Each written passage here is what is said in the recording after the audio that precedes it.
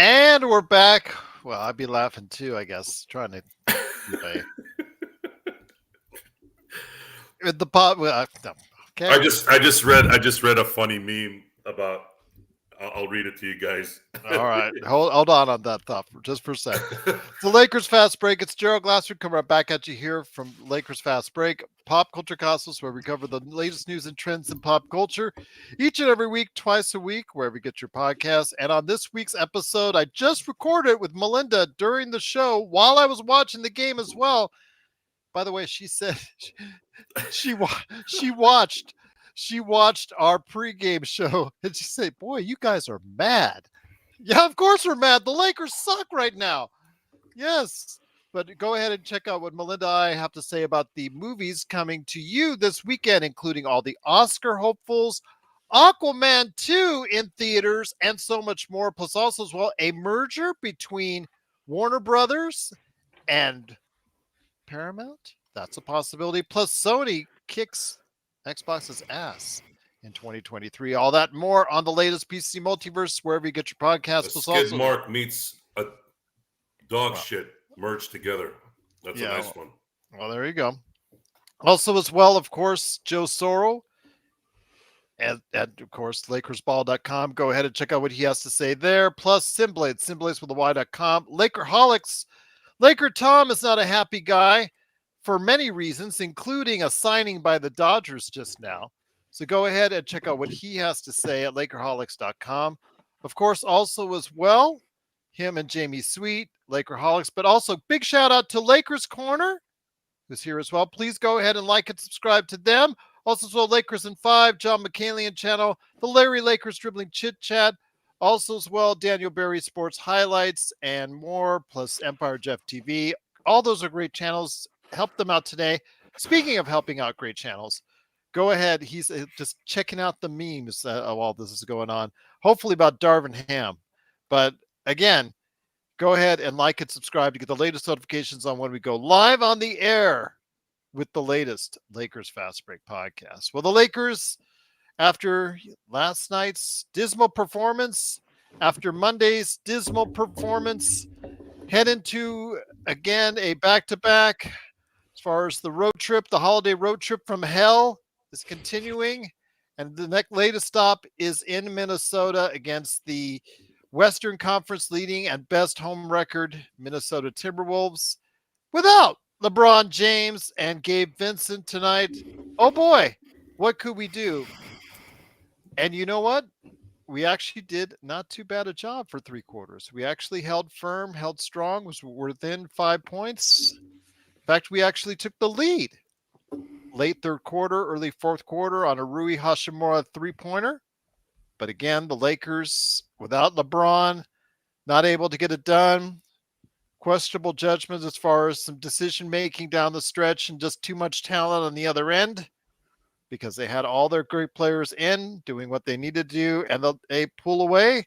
The Minnesota Timberwolves for tonight, they got the victory, pulling away from the Lakers late in the fourth quarter with the victory. And here today to go ahead and discuss what the 15-14 Lakers are doing now, because it's getting closer to 500. Good man indeed. He is. We're going to start off with him first. First man up, first man here. It is the guy behind the LakersBall.com, Ox1947. It is Joe Soro. And Joe, you were here first. Your thoughts on the funny memes, the Yamamoto sighting, Laker Tom getting more rubbed in his face in regards to Darvin Ham and Yamamoto. So no for the Yankees and no for the Lakers today. Well, I'll start it on a good note. Yes, as we were watching the Lakers officially die tonight, the word came out that Yamamoto is going to the Dodgers, and it's laughable that anyone thought that it would go any other way. The Yankees are slowly turning into the Knicks with their Harold Steinbrenner at the helm. And I want to thank Harold for being like Mr. Dolan, because it certainly makes things much easier to, garner these assets as the Dodgers have here in the last few weeks. Now, going to a more somber note,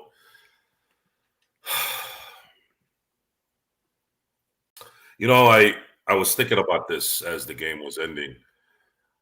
I don't I don't like denigrating people I don't know. This comes off as something personal sometimes, and I want to make it clear here. When we criticize D'Angelo Russell, we are criticizing their sports acumen, not them. So I want this to be clear. Obviously, this is a public forum, so I want it to be very, very clear. But you might not know that based off of the words we use. We don't use them here that much, but we do use some insensitive comments on playback. So I want that to be very clear. Going to that, the Lakers chose 2 games the last week that cost them 2 games that they would have likely won. Tonight was included. You can argue that Minnesota took the Lakers lightly and probably wouldn't have played as lightly if LeBron was playing, but we'll never know that. As of right now, every time the Lakers punt a game they should have won, this is going to be the end result in terms of analyzing it. D'Angelo Russell. Can you blame one guy for a game loss? I'd say if there was a game you can blame one guy on it, it'd probably be D'Angelo tonight. D'Angelo had every opportunity tonight to control the pace of the game, control the fact that he's played against the Minnesota Timberwolves, knows their little ticks, knows their offense to some degree. He did play with this exact team pretty much, and yet could not take advantage. Matter of fact, he actually cost the Lakers on both ends. He couldn't even get one or the other. It's one thing when you don't have your shot on a particular night. It's another when you're making ill-advised passes that are going nowhere except to the opponent's hands or out of bounds over and over and over again. And the Lakers, I'm sorry, I mean, Rob Pelinka has to figure this roster out probably very, very, very soon. I'm talking after Christmas and New Year's. He's going to have to figure something out before this gets away from them. I liked the way Rui played. Miraculously, you give him some time and look what happened. Hopefully, Darvin Ham gets a clue on that. I liked Austin Reeves' play. I thought Cam Reddish played well. Torian Prince played decent. Obviously, Anthony Davis played as well as he has here in the last few weeks. It was a very positive game, but we were missing a guy. And I believe if we had had that guy, we might not have lost tonight. And that's just it's a stab in the heart, as Paulie Walnuts would say. Jared Vanderbilt.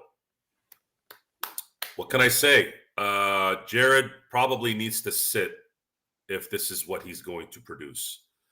I think if he can't play with any kind of pain and can't muster the ability to catch a basketball and dunk when you're 6'9", you become not only useless to the game, you become useless to anything constructive during a basketball game.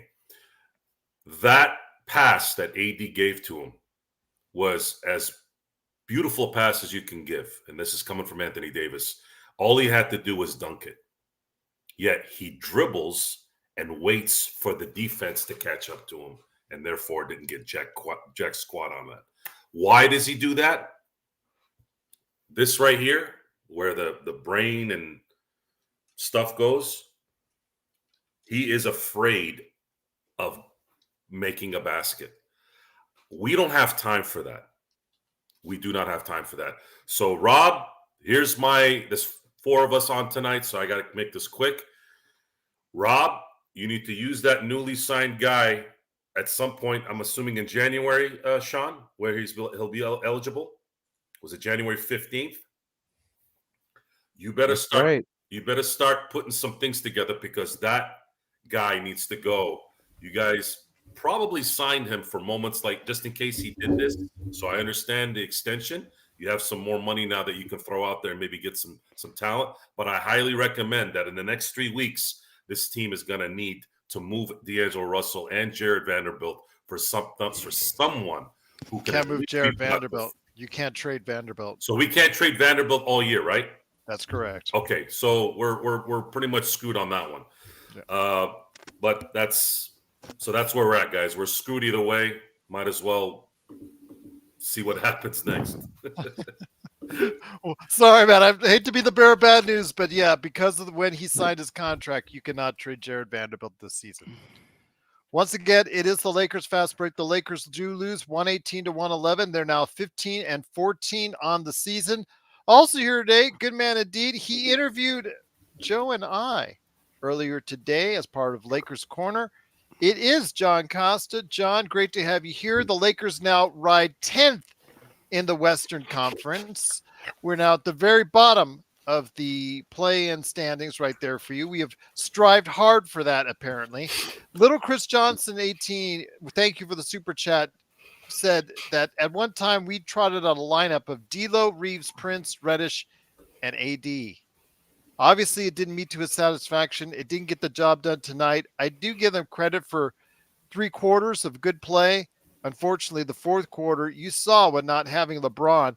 Of course, we get called out for not blaming LeBron enough. Well, unfortunately, we blame LeBron for sitting out tonight because having him in the lineup tonight could have been the difference to the game, John. Absolutely. I mean, having LeBron in the lineup tonight would have 100% made the difference in the game. We see so many times, as Lakers fans, we see come fourth quarter, LeBron James throughout the whole game, LeBron James try to get other people involved and all this and that. And then there's a point in every single game where LeBron James just says like, all right, let me see the ball. LeBron James and Anthony Davis pick and roll, and let's just take over this game because LeBron James is just an absolute great decision maker with the ball in his hands, whether it's coming downhill or it's in the half court set. So I 100% agree with you there, Gerald. Like LeBron would have been amazing, but I just kind of want to touch on D'Lo, man. And it's funny because you guys, I've talked to you guys really mainly, and my brother about about Lakers basketball, and you guys know I've been riding for D'Lo. I've been trying to support him through the ups and downs. I talk about there's ups and downs with it, and yes, the offensive game isn't there, but his playmaking ability, the way he gets some of these players set up, is you got to take the bad with the good. And I really thought this game today with no LeBron James, I was like, all right, cool. No LeBron James, Minnesota Timberwolves I think the number one defensive rating team in the league right now. D'Lo should know their game, like how Joe said, basically played on that exact same team. All right, D'Angelo Russell is going to come out aggressive. He's going to get a lot of shots, and he's going to prove to the world kind of what I was talking about. And honestly, the exact opposite happens. He gets put on an even bigger microscope and he lets down even more. Joe talked about it's one thing to just be letting up on defense. And that's one thing I said is I was like, D'Lo's defense isn't great, but wow, love his playmaking. Love the way he gets other players involved. Love the way he gets AD easy buckets. You've been one of the biggest supporters for D'Lo. Exactly. Exactly. I have been. And at this point, I'm getting to the point where I have to just put my hands up and say, look, D'Lo, I've been supporting you. I've been riding for as long as I could, and talking about the pros versus the cons and how we're going to have to take the bad with the good. But at this point, this is horrendous, man. I mean, I was thinking this game, he was going to have the ball in his hand so much. He was going to show the world that elite playmaking ability, but this is ridiculous. It was turnover after turnover. It was bad decisions. He led the game. He led the team to 9 turnovers. Was a -4 out there. And honestly, I'm to the point where we have a 38-year-old LeBron James. We need to go all in. And I understand D'Lo's his inconsistency, but I'm to the point where, hey man, I'm willing to do what it takes because this is not going to work. This is not going to work. So I know this is probably crazy for you guys because I've been riding for him for so long, but this game showed me, you know what, D'Lo, if you can't do what you were doing maybe early in the season, then I put my hands up and say, I tried, man. And this is a D'Lo jersey from his rookie year from the Lakers, but it just hasn't been going, man. But tough night, tough game tonight, Lost. Tough loss tonight. Couldn't even talk. Once again, it is the Lakers fast break. The Lakers do lose 118 to 111. Also here today is a good man indeed. He is the guy behind our great coverage on playback.tv/Lakers fast break. Give him, Laker Nick, Joe Soro, big props for handling it tonight on playback. It is the Magic Man, Sean Grice. And Sean, great to have you here. Uh, just another disappointing loss. Something that it's not unexpected tonight, because when you don't have your best player, that's obviously something that you have to consider going into a team with the best home record in the NBA. But we got blamed a lot, like we talked about with Rodell, for saying, "Oh, you don't put enough pressure on LeBron. Guys don't talk bad enough about LeBron. You guys don't talk bad enough about LeBron." Well, LeBron wasn't in there tonight, and look what happened, Magic Man. We didn't get the job done. No, we didn't, Gerald. And if I may, I'd like to dispel a narrative that's been out there for 18 months with the Lakers that I'm just going to put in a casket right now. D'Lo was never brought to the Lakers to be a driver. Sorry, Zangerstein, you're just wrong about that. And you and everybody else that talks about how the fact that they brought D'Lo in here to be an off-ball super kind for LeBron is horse. You know what, Gerald? And I've got the proof right here. Gerald, did you know we talked about this before about 3 weeks ago? Did you know that LeBron James has reduced his usage in the paint by 100%? 100%. Look at these numbers, Gerald. If I could put them up. Got it up. He's reduced his drives significantly this year. Look at that. Look at that. Coming up right now. You got it. Yeah. Look at that. Look at that last year with the Cavs versus the championship year right here. Look at that difference per game. You're going from 80 to less than 60. And this year, it's only 27, Gerald. He's reduced his paint efficient usage by half in less than a year. So for Rodell and other people telling us that we don't know what we're talking about or we should blame LeBron, I can't really blame LeBron for what we're seeing, man. He's shooting 75% at the rim. He's shooting better at the rim than Anthony Davis is. Is everybody aware of this? No, but again, you get called out for that. And we also get called out for how we don't blame LeBron enough for this thing. My God, he's 38 years old and he's playing as well. He's shooting almost 40% from three. I know there are times where he goes crazy from three, and that's what we hate. But you got to give him credit. Think about this, Gerald. With Ham's inability to close out some of these games with some of these inexplicable, unexplainable adjustments or rotations or taking out a hot hand. If LeBron wasn't this efficient as he is, we'd have a worse record than we do. I agree. I absolutely agree. But then again, we get called out for it by Rodell, who obviously finds things that absolutely are incorrect, and he does not see the game as the way it should be seen. That's his opinion, and he's entitled to it. That's his opinion, and he's entitled to it. But you know what, Gerald? You're not allowed to nitpick us when you're wrong. You can do it when you're right, and by all means, but don't nitpick when you're wrong. And if you go even deeper, Gerald, so LeBron reduced his usage in the paint to allow other people to try and flourish. And what has D'Lo done? He has a total of 75 drives in 27 games, Gerald. 75 drives in 27 games. That's less than 3 a game. So that's not going to get it done. And by the way, the last two teams he was on that went to an NBA Finals, so that'd be the last year he was with the Cavs and with the Lakers. Who was the best driver on those two teams, Gerald, outside of LeBron? Because he played with the likes of Iman Shumpert, George Hill, Jose Calderon. Give me a break with this crap. You need a third star that can shoot and shoot the lights out. Forget about getting somebody who could drive to the rim, although that would be nice. You need somebody to solidify your outside shooting with those two guys, because you're never going to see another season from LeBron with this kind of efficiency again, Gerald. Shooting 75% from the rim, almost 40% from three. Yeah, his free throws are down, but that's because he's had to sacrifice driving the basket, and he's not getting the calls that he used to get.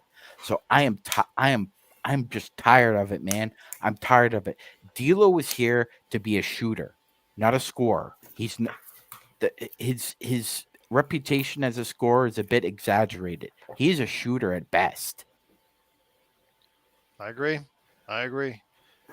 Joe, I think it's that time, my friend. Based off of what Darvin Ham didn't do correctly during the game as far as the lineups rotations, are we going to go ahead in solidarity again, my friend, on pockets, or do you want? I want to give it No, I respect don't. today I don't think we can. without LeBron. I don't think we can go all hands on deck on Okay, we'll Darvin give him a Ham break. tonight. The team competed.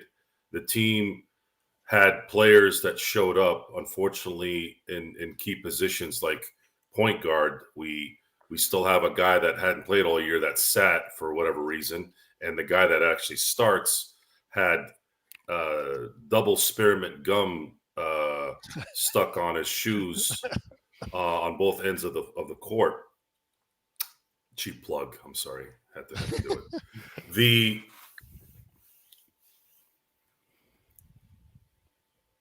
The mentality. I started the show by apologizing for outside influences, meaning I don't want family and friends to.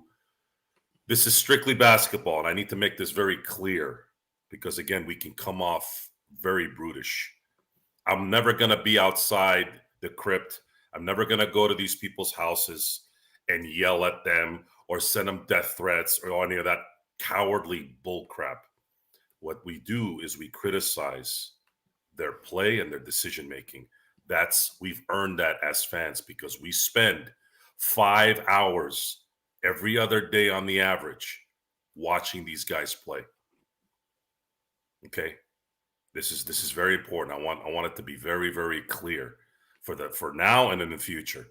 And tonight, Darvin Ham, other than maybe some questionable substitutions at the beginning of the fourth, but even those, you guys got to have some common sense, okay? Yes, I am all about playing, but you also need to get some rest. AD needed to sit at the beginning of the fourth because players need to rest. They can't play. They're not Will Chamberlain. I'm going to play 48 minutes a game. It's just not going to happen. So there was some question on why they took Austin Reeves out, and then D'Angelo went back in. Coincidentally, they actually didn't do too bad when they did that again. You need to rest players, guys. That part, I'm not going to get mad at the coach for trying to preserve this. It's still a regular season game. If this were obviously a game 6 when you're up 3-2, that's a totally different story. So going back to the decision-making as an organization, the Lakers continue to make the terrible call. They hadn't done this other than once. And the Lakers ended up winning the game, so it didn't matter. But the Lakers are starting to get to that. We're going to pick and choose who we play and where they play. You're not in a position to do that. And you were reeling already. You needed a win. If you were going to sit LeBron, why didn't you sit him last night? Why would you sit him in this game? This is a 1 seed right now in the standings. We're almost 2 months in. Why would you pick this game to sit him? Why not sit him the Chicago game and then play him here? You might have won one of these games if you did that. So it's just bad decision making. And unless these guys go on a run and win 5, 6, 7 in a row, this last week could be a earmark on what started the downfall for this season's team. This arrogance that they have, that they think they can punt games and continue to be who they want to be. They can still make the playoffs, but do you really want to go through the playoffs starting on the road every series again? Because that plays a big part. And on top of that, you had to go to Denver after you had beaten the two teams last year. It was suicide at that point. Like, how are you going to acclimate yourself to the elements at that point, already being dog tired? You start out 2-0. Shaq and Kobe ain't here, bud. Shaq and Kobe come back from 0-2. You can't. So it's I'm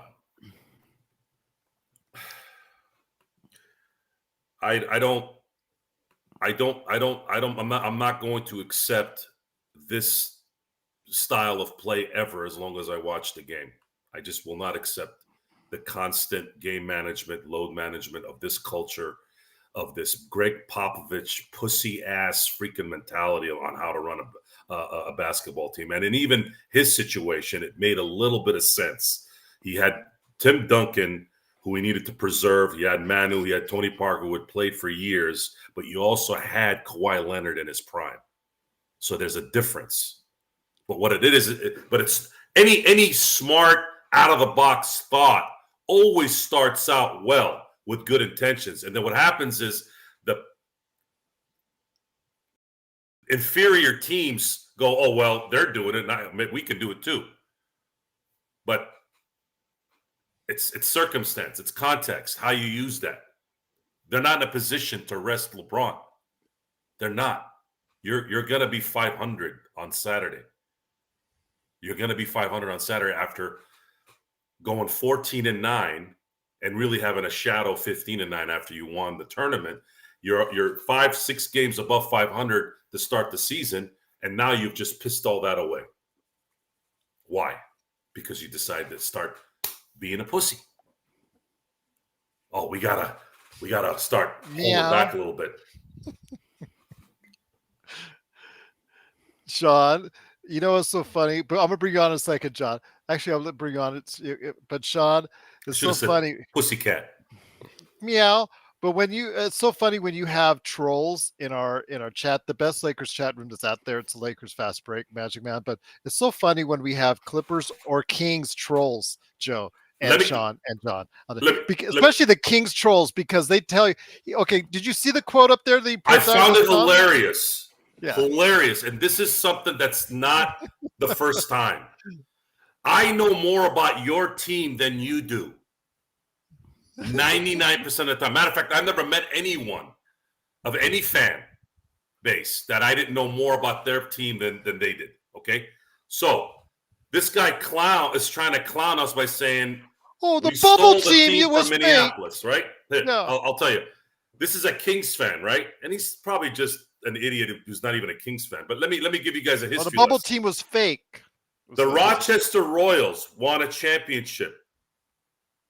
And that was like in the 50s. In the 50s. 1951 to be exact.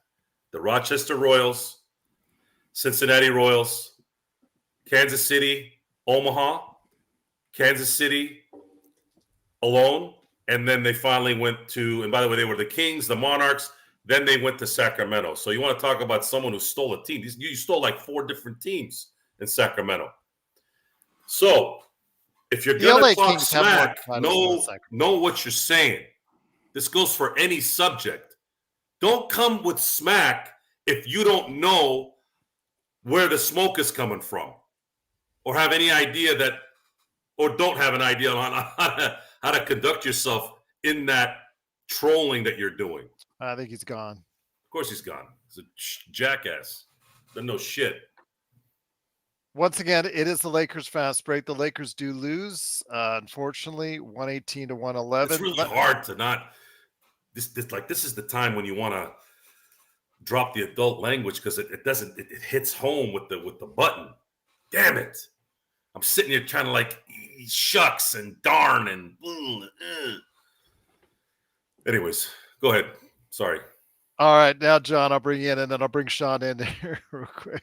John, I wanted to go ahead and comment on a super chat that came in earlier. Truly appreciate Arthur Johnson for dropping it. He was talking about Rui, 18 points in 34 minutes.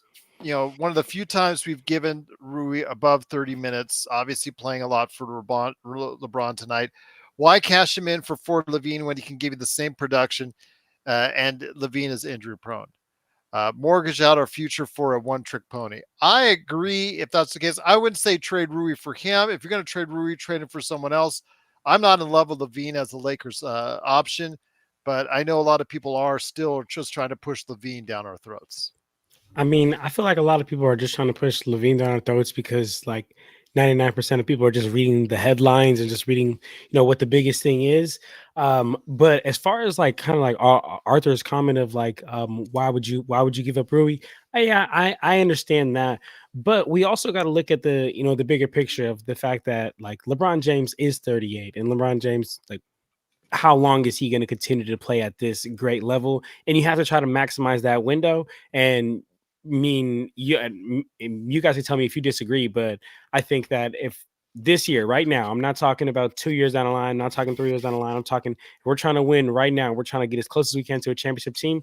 I personally would rather have Zach LaVine over Rui, but I also don't think it'd be a because I don't think it'd be a one-off thing. I don't think we would just send Rui and get Zach LaVine. We'd have to send Rui and send some other players, which then would just hurt the deepness of our team. So that's as far as that comment. But one thing that I did just want to mention really quick, because Joe, and you kind of in your last spiel, you were talking about how we're not really going to get off too much on Darvin Ham, and I don't have to beat a dead horse, but one thing I did notice, and I wanted to bring up here with you guys, is the fact of like Anthony Davis is quite literally, he is literally our best player. And on a night like this, LeBron James, like the load is just 10x on him.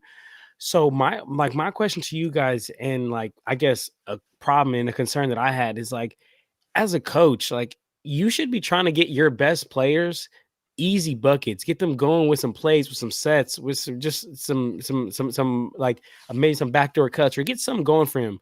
I think almost every single one of Anthony Davis buckets tonight was a tough bucket. Like they gave it to him at that high mid post where he just got it front of the post, and then he had to go to work. Like he had to just grind for every single one of them buckets. And don't get me wrong, Anthony Davis is he made that anniversary 75 team. Like he had 31 points tonight. Like he can do it. But I just think that you, as a coach, like that's just the weakest game plan of all time. It's just to say like, oh, okay, come on, AD, like go, come get the ball and just go to work. And you guys tell me maybe I missed it, but I did not see many plays ran for AD to where he can get an easy bucket and doesn't have to grind and go get and bump to go get a bucket. Like to me, like that's just honestly terrible coaching, like just horrendous, especially on a night like this when Anthony, we're gonna have to really go through Anthony Davis,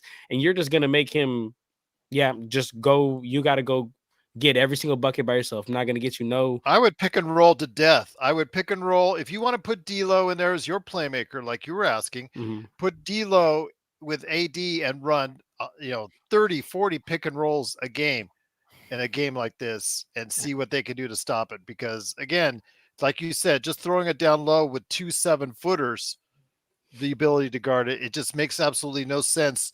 It makes you're asking him to work so much harder to get those same kind of points.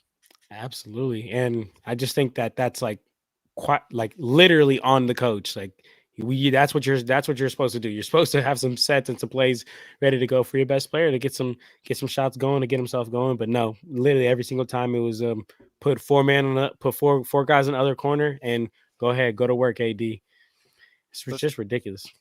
Let's get Magic Man in here. Magic Man, you were just the awesome part of our coverage. Big shout out to Laker Nick. Let me ask you this, Sean, as Joe's trying to, poke you on the head there. Does it hurt, by the way, when he does that? I wasn't even paying attention to Joe. Okay, that's great. That's the best thing to do, buddy.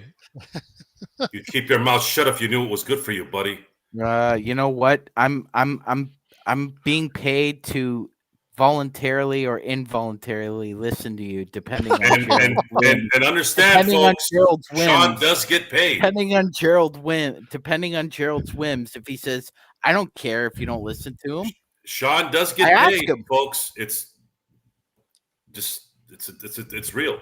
You just get paid for what he does. So he's a Sean's professional. exact Not words to much, me. but I get paid right No, now. you get Sean's paid. exact words to me. He DMs me this. Gerald, I will never listen to Joe again in all my life. What time's the post game? Kidding. I'm kidding. But Magic Howard Stern Man. effect.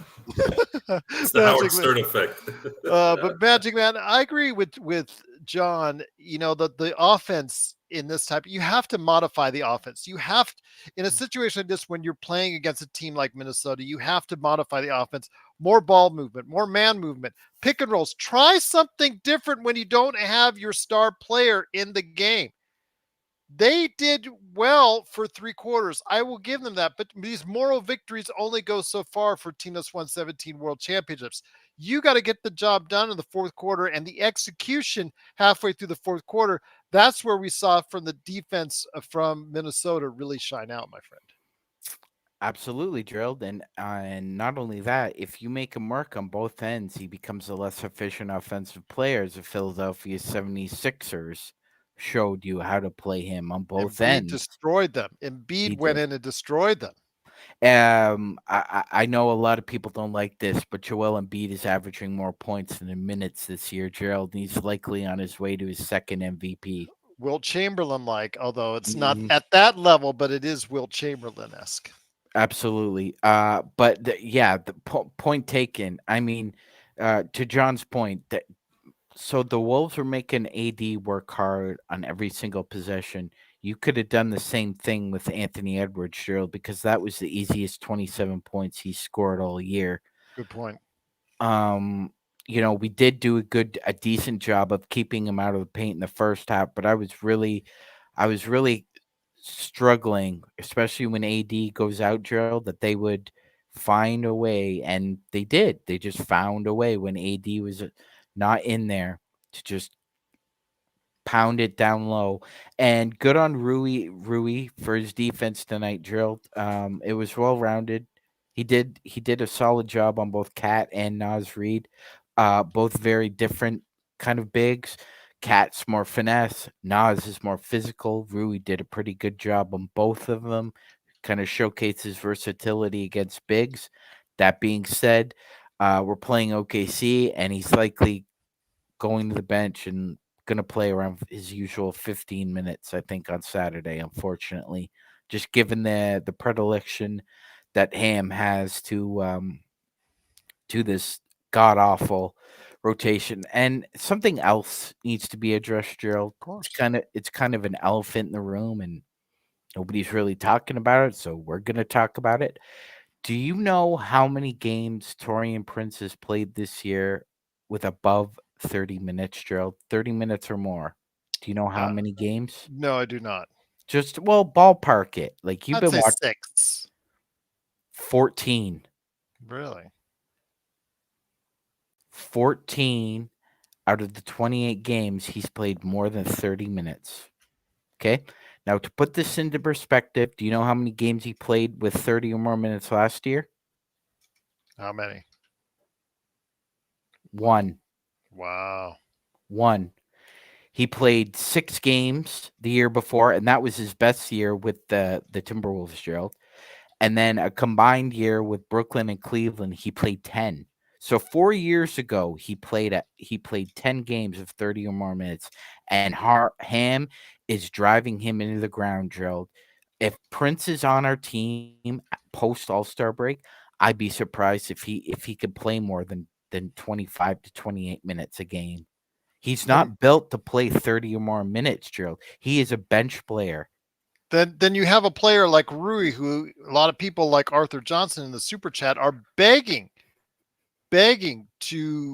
for him to come and play on the more on the team. They're begging for him to play more. Rui had 4 games of 20 or more points in the playoffs last year, Gerald. That's a quarter of our games, by the way. We played 16 games in the playoffs last year. Well, so his super 1 out chat, of every 4, he was good for 20. And for some reason, he is in the doghouse, and Torian Prince is the teacher's pet with the shiny apple. But Rui is not going to be a star player for you, Arthur. I don't want to give you that impression. I mean, he's a good, solid Gerald, rotation player, but Gerald, he's think inconsistent. about that. Yeah, but Gerald, think about this: if you're LeBron James, Mhm. I worked out with Rui in the summer because you asked me to. We Yeah. know this. Darvin Ham asked him, and Palinka asked him. So you asked me to work out with this guy, and we gained some chemistry off the floor. And then you decide that he's going to play with me about 7 minutes a game at most, an average around 21. Yeah, it's very Darvin disappointing. Ham. Yeah, Darvin Ham indeed. I mean, then you see him playing Prince predominantly amount of minutes, and it's not paid off. But I do appreciate. Prince can't play more than 30 minutes a game. You can't ask him to do I that. wouldn't have him playing more than 30 minutes a game if I'm coaching. I mean, I would have him playing a lot less, 15 to 25 at the most, more likely 15 to 20. Arthur says in his super chat, Rui won you games in the playoffs. Again, that was a hot streak by Rui. I was asking on the offseason if he could get anywhere near that level as far as a player is concerned, I would be ecstatic. And we see he's about 36, 37% shooter from behind the arc. He's not shooting 50% like he did in the playoffs. He's been pretty solid game tonight. He does deserve more minutes. But when Arthur says he's 13 years younger than LBJ, why drop off when LBJ retires? A tweak is more appropriate than a gut out. I think that in response to, as far as trading for a third star or something like that, I appreciate the super chat, but Rui is going to be a rotational player at the most throughout the rest of his career. I think it's pretty evident if that's the case, but he does deserve more minutes at this point in time. Joe, when it comes to a third star player, all these names, the familiar names, the Grants, the Levines, we hear this, the Markkanens, all these players on these losing teams. That's all that seemingly that gets thrown our way. I'm not in love with any of them. Markkanen, I guess, we could go ahead and, that, all right, solid. If you get him with Olynyk, maybe a little bit better, or maybe Clarkson thrown in there as well. But Grant with his huge salary, you have also where'd you go to? Oh my gosh, here we go. You have Levine with his exorbitant salary. I just see shades of Westbrook if we trade for one of those guys, Joe, in the darkness. Hello, darkness, my old friend. I thought that kind of looked cool. I wanted to see what it looked like. But okay, so to me, there's a difference between a role player who shows up here and there and then doesn't show up here and there. Okay. The difference between, let's say, Taurean Prince and Rui Hachimura, which in my view tonight, they played their roles as well as they could. And I'm not going to – they were a big part of why the Lakers stayed competitive tonight. The problem with those players is they can't do this every night, which I'd like for everyone to take a turn. Now, where things really went bad and likely cost them the game is you have your starting point guard and arguably your best perimeter defender completely botching an entire part of the court. So whatever he's doing on defense, his terrible offense is overlapping all the work he's doing on the defensive end, which is Jared Vanderbilt.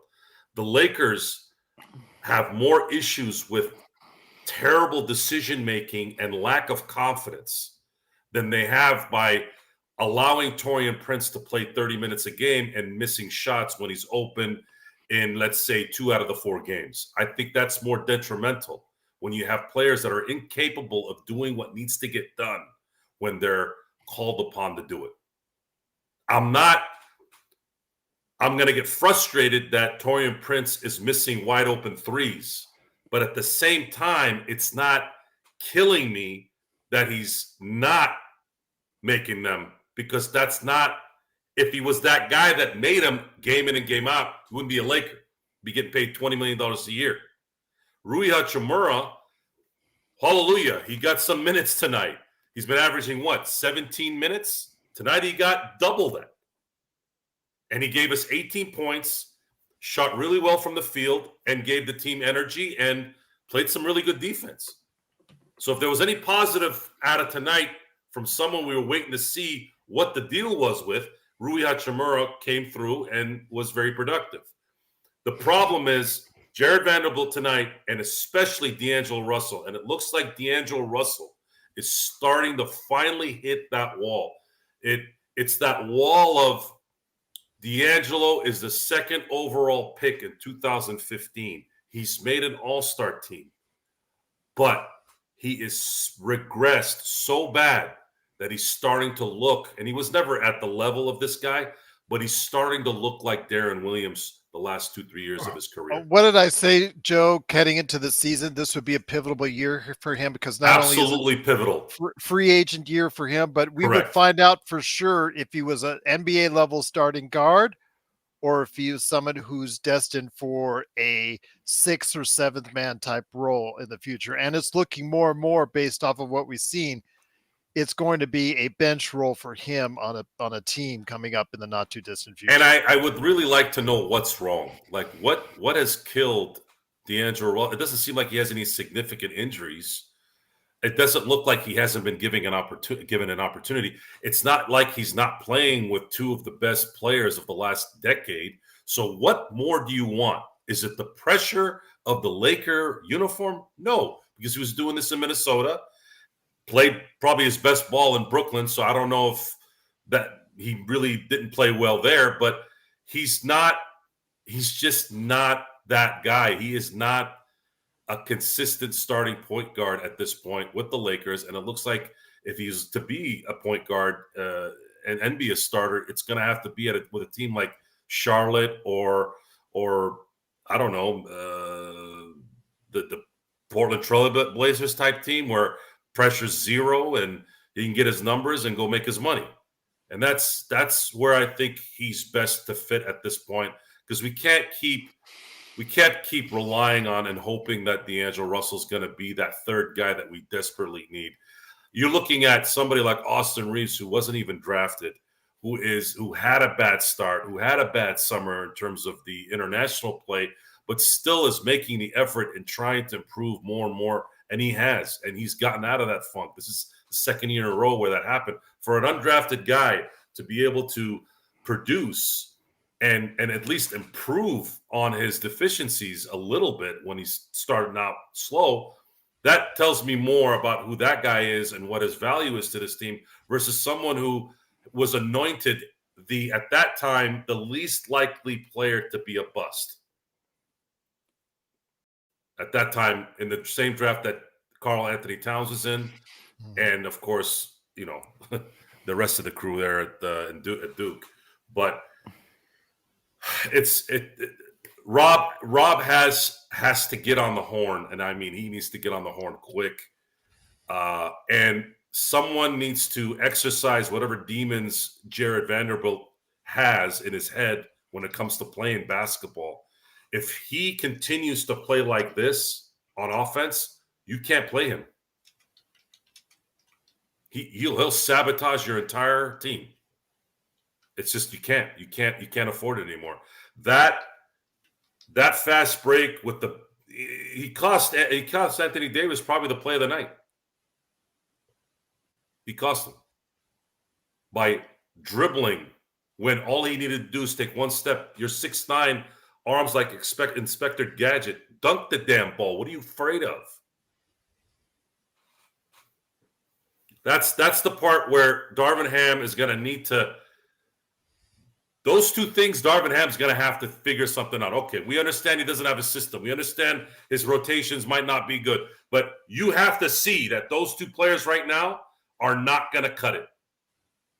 They're not going to cut it. If you want to ease them in back with some confidence, do it in a game that's not important.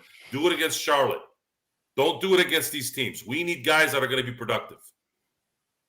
And LA Lakers, stop sitting your players. I don't care what's going on. At this point, you guys you're playing with fire, guys. You're playing for a 7 and 8 seed. You get a 7 and 8 seed, you ain't winning a championship this year. I don't care how rested LeBron and AD are. You are not winning a championship as a 7 or 8 seed. You cannot play on the road for 4 straight freaking series. I actually need to look at that statistic. Sean, has a team ever won a championship on the road in all 4 series? Now, I know that's new within the last 30 years. My recollection, it's no.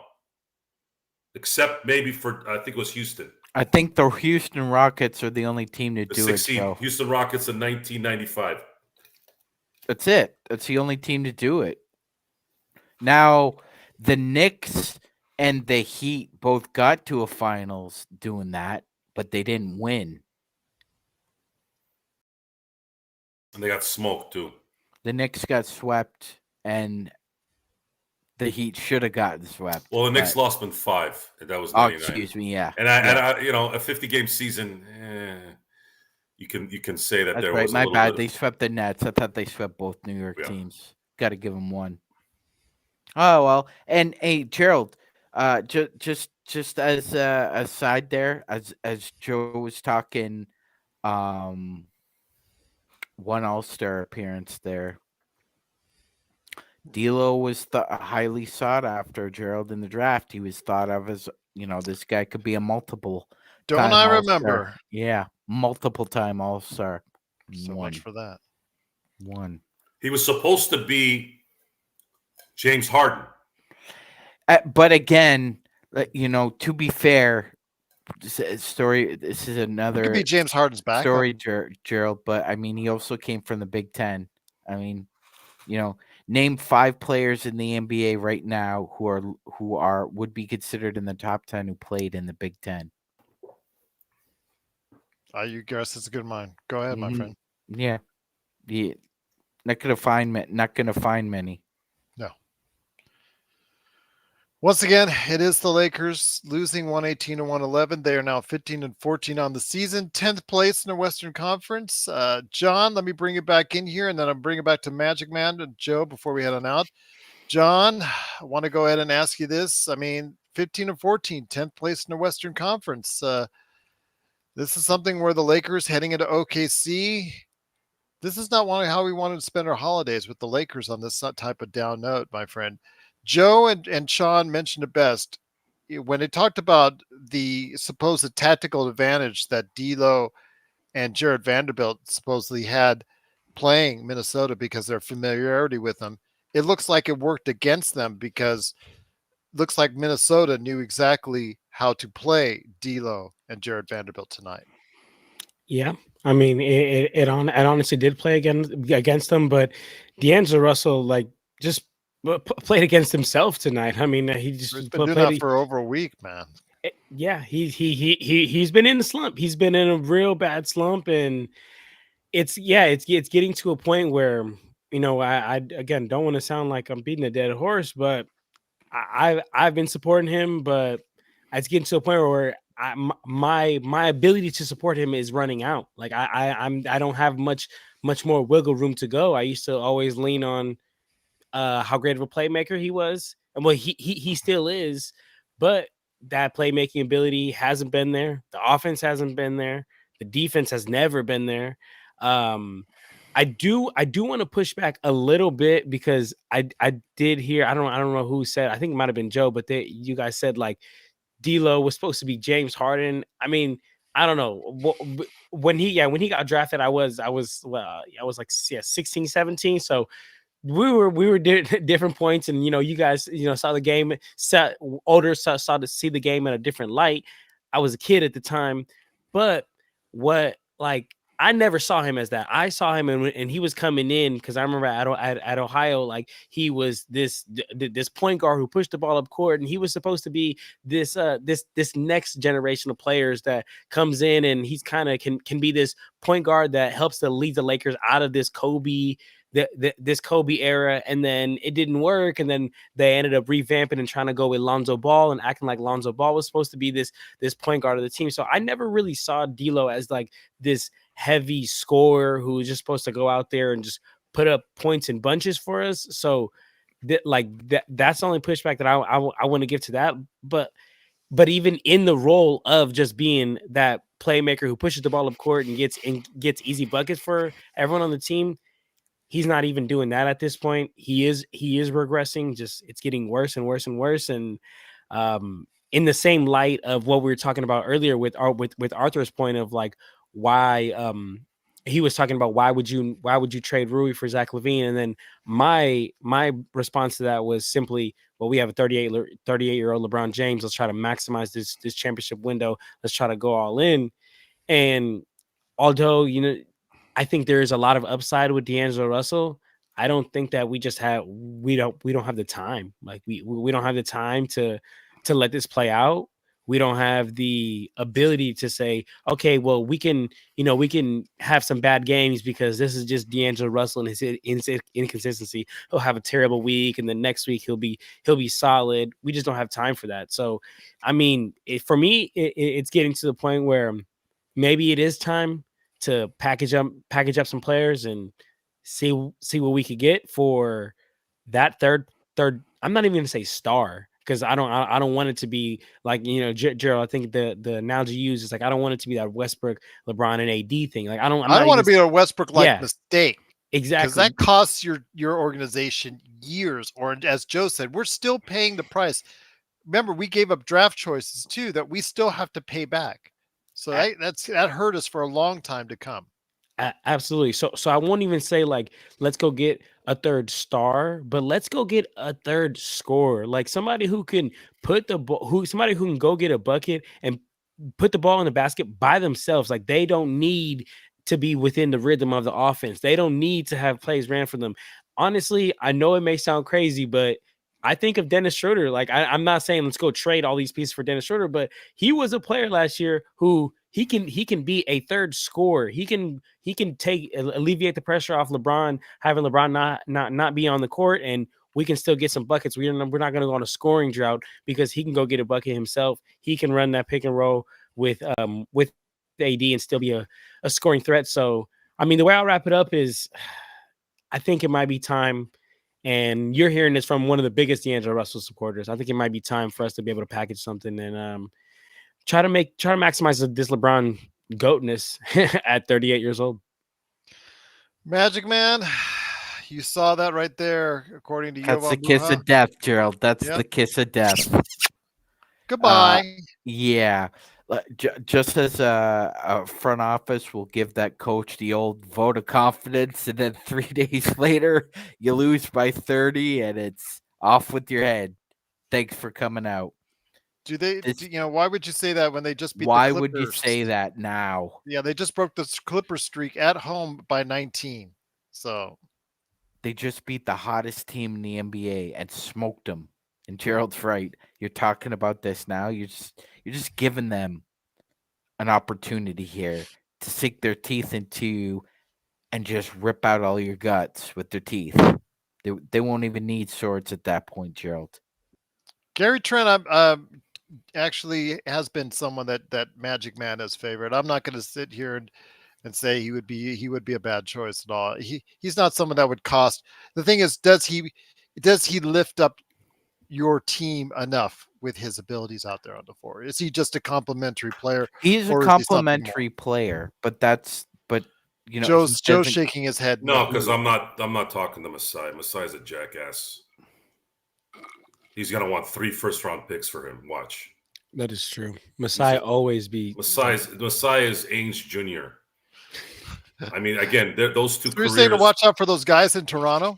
Oh, hey, Magic. It's got nothing to do with Toronto. It's Masai. Masai's just a delusional slapdick. I can't stand him. He's delusional. All right. Well, let him live off the 2019 title that Popovich gift wrapped for him. Okay. Let me ask you. Go ahead, Sean.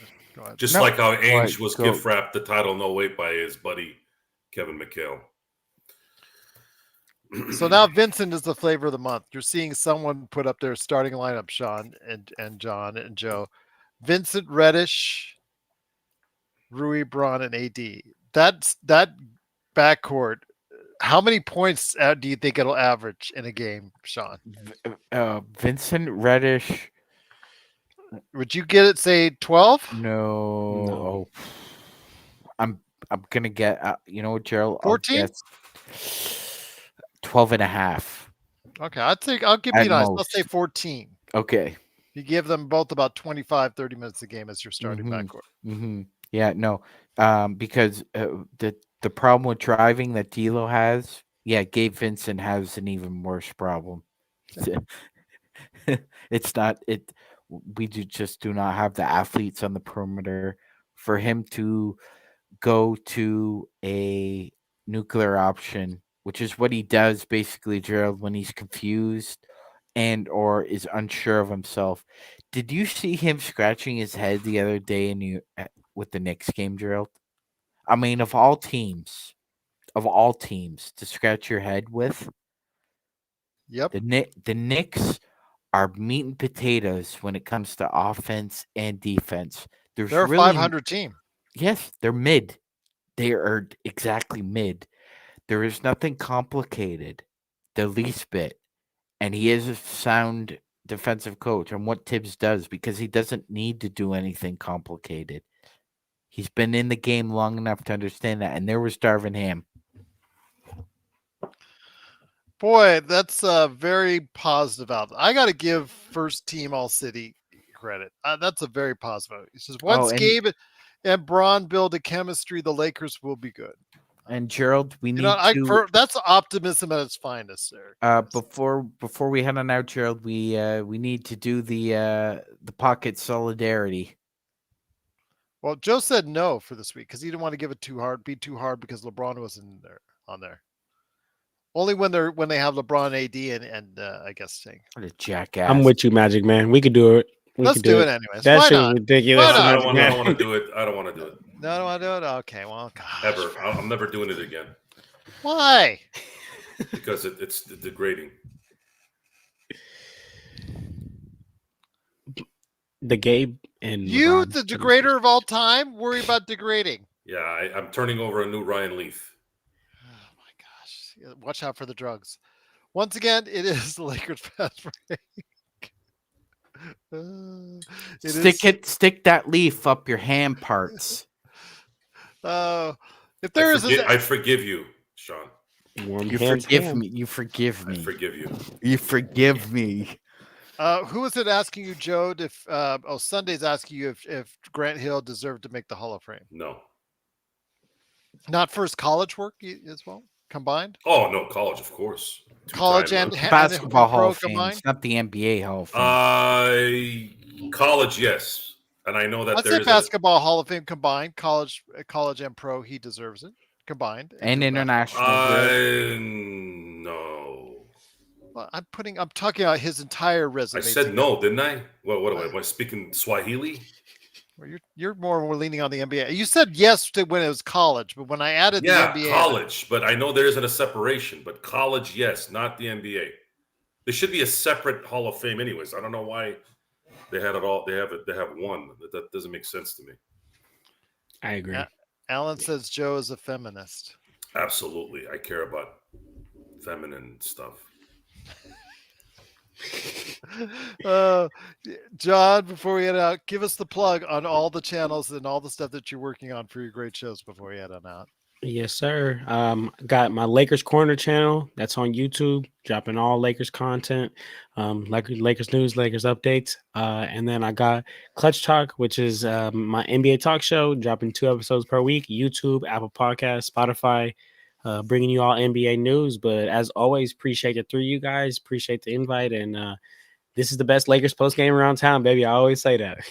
Let's do one for solidarity. Come on, Sean and John. Who cares about Joe? Yeah, screw Joe.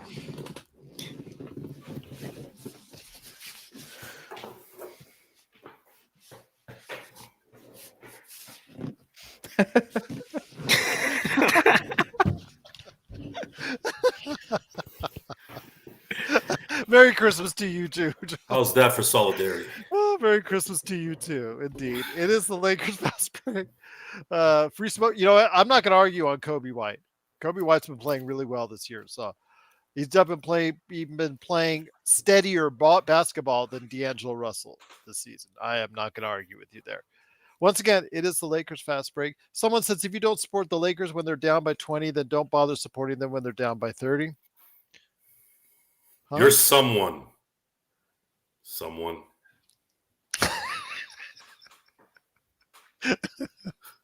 Oh my gosh. It is the Lakers. Sean, this is going off the rails quickly. It is the Lakers fast break. It is Joe Sorrell, the Magic Man, Sean Grice. Me, Gerald Glassford. Thanks so much for watching and listening. John Costa, please check out his great channels, Lakers Corner and Clutch Talk. And we'll be back for another great show tomorrow. Probably talking about this disaster dumpster fire known as the Los Angeles Lakers coming up here tomorrow.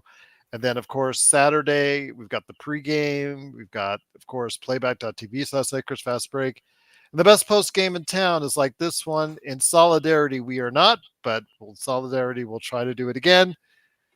Come tomorrow and come the weekend right here on a holiday weekend festivities known as the Lakers Fast Break Podcast.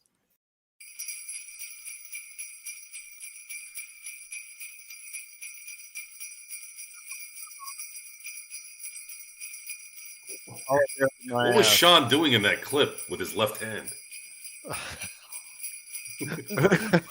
Wouldn't you like to know, as Sean would say?